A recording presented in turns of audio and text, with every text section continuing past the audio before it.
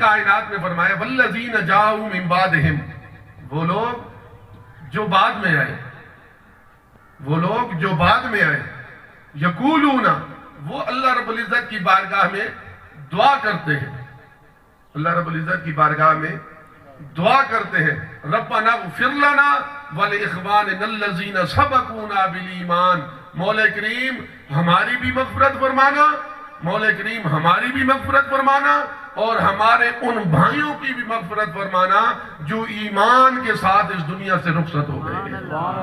وہ دعائیں مغفرت کرتے ہیں، وہ دعا کرتے ہیں، یہی ایصال ثواب ہے نا، یہی ایصال ثواب ہے۔ ہم اپنے بھائیوں کے لیے، ہم اپنے دوستوں کے لیے، ہم اپنے رشتہ داروں کے لیے، ہم اپنے والد کے لیے کیا کرتے ہیں؟ ان کی مغفرت کے لیے دعا کرتے ہیں، یہ ایصال ثواب ہے نا۔ کوئی چیز پڑھ کے ان کو ایصال ثواب کرتے ہیں۔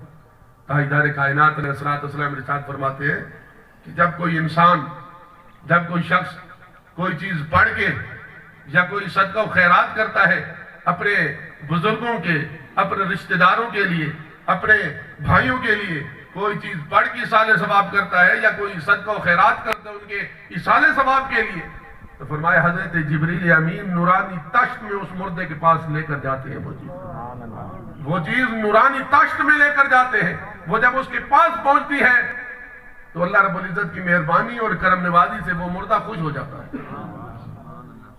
یہ نہیں ہے کہ کوئی چیز فائدہ نہیں پہنچا سکتی، یہ نہیں کہ یہ چیز ایصال ثواب اس کو پہنچتا نہیں ہے۔ ایصال ثواب ہم کیا کرتے ہیں؟ ہم صدقہ و خیرات غریبوں میں تقسیم کرتے ہیں، ہم ایصال ثواب کرتے ہیں، لوگوں کو کھلاتے ہیں، ہم کیا کرتے ہیں؟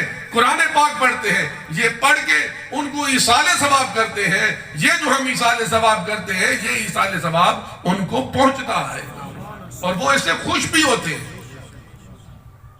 یہ پہنچتا بھی ہے اور یہ چیز ان کی خوشی کا سبب بھی بنتی ہے۔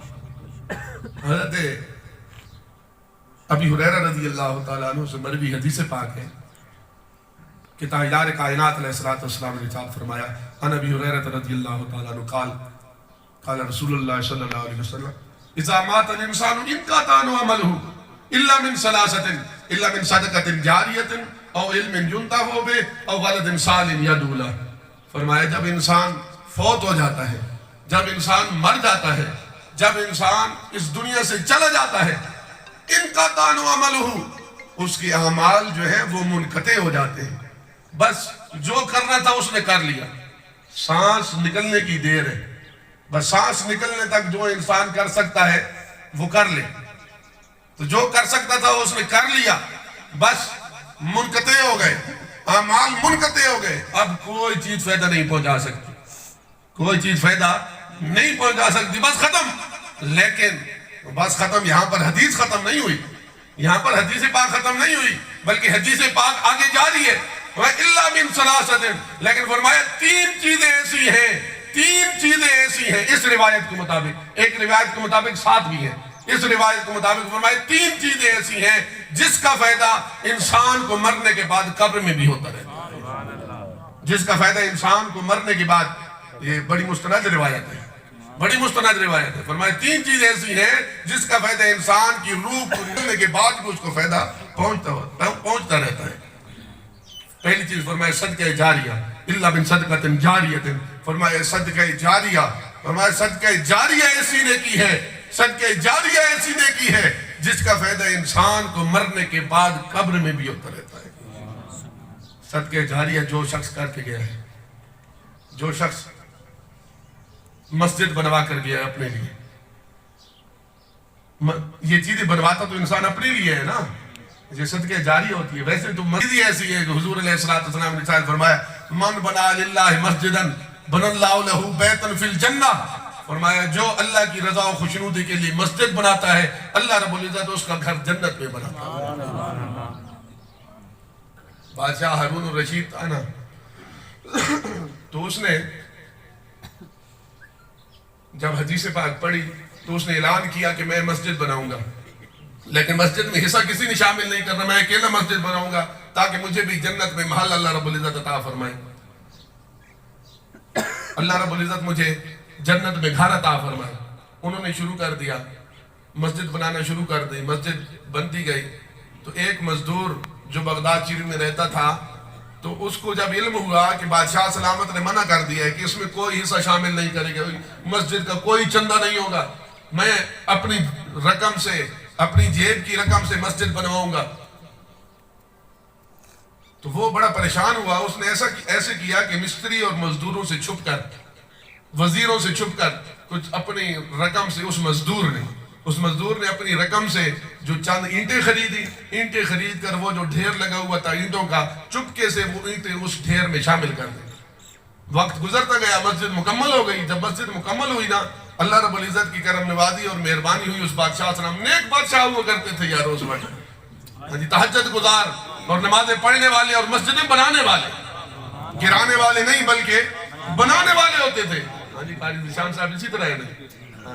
تو وہ نیک بادشاہ جب رات کو سوئے، مسجد مکمل ہو گئی، جب رات کو سویا کیا دیکھتا ہے کہ جنت میں وہ چل رہا ہے. اچانک ایک گھر آتا ہے، اس پر ہارون الرشید کا نام لکھا ہوتا ہے.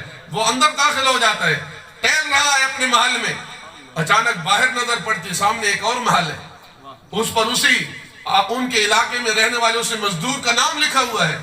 وہ فرشتوں سے پوچھتا ہے، فرشتوں یہ کیا بات ہے؟ فرشتوں یہ کیا معاملہ ہے؟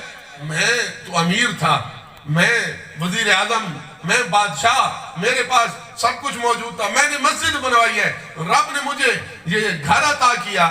یہ جو مزدور ہے ہمارے علاقے کا، یہ تو میں اسے جانتا ہوں، یہ بڑا غریب ہے، لیکن اس کا بھی محل موجود ہے. تو فرشتوں نے کہا کہ اس نے جو ہے نا چپکے سے جو اینٹیں ہیں، وہ اینٹیں تمہاری مسجد کی اینٹوں میں شامل کر دی تھی. وہ چند اینٹوں کے صدقے اللہ رب العزت نے اس کو بھی جنت میں گھر عطا فرمایا. نعرہ تکبیر، اللہ اکبر، یا رسول اللہ، تاجدار ختم نبوت، زندہ باد زندہ باد، ختم نبوت، زندہ باد زندہ باد. تو بادشاہ جب جاگا، صبح ہوئی تو بادشاہ نے اعلان کیا میں ایک اور مسجد بنوا رہا ہوں، سب کو اجازت ہے، سب نے اپنے حصہ شامل کرنا ہے. تو یہ بخشش کے بہانے ہوا کرتے ہیں.